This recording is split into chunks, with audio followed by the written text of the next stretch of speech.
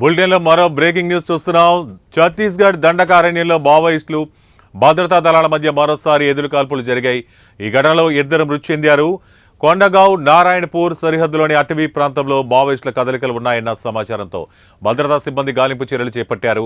ఈ క్రమంలో భద్రతా బలగాలపై మావోయిస్టులు కాల్పులు జరపడంతో భద్రతా సిబ్బంది ఎదురు కాల్పులు జరిపారు. దీంతో మావోయిస్టులు అక్కడి నుంచి పరారయ్యారు.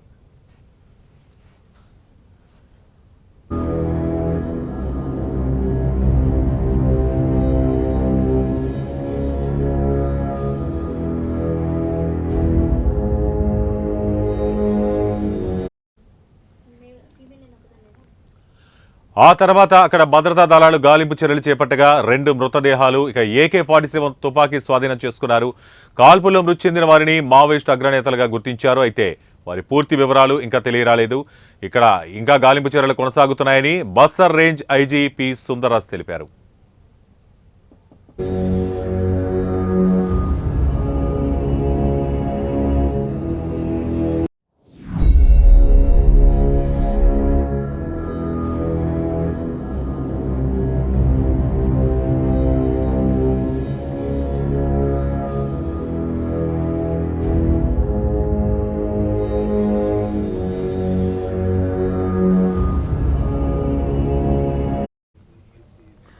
ఛత్తీస్గఢ్ దండకారణ్యంలో మావోయిస్టులు భద్రతా దళాల మధ్య మరోసారి ఎదురుకాల్పులు జరిగాయి.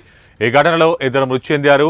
కొండగావ్ నారాయణపూర్ సరిహద్దులోని అటవీ ప్రాంతంలో మావోయిస్టుల కదలికలు ఉన్నాయన్న సమాచారంతో భద్రతా సిబ్బంది గాలింపు చర్యలు చేపట్టారు. ఈ క్రమంలో భద్రతా బలగాలపై మావోయిస్టులు కాల్పులు జరపడంతో భద్రతా సిబ్బంది ఎదురు కాల్పులు జరిపారు.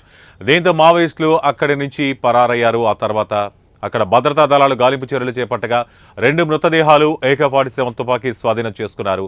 కాల్పుల్లో మృతి చెందిన వారిని మావోయిస్టు అగ్రనేతలుగా గుర్తించారు. అయితే వారి పూర్తి వివరాలు ఇంకా తెలియరాలేదు. ఇక్కడ ఇంకా గాలింపు చర్యలు కొనసాగుతున్నాయని Bastar range IG P Sundarraj తెలిపారు.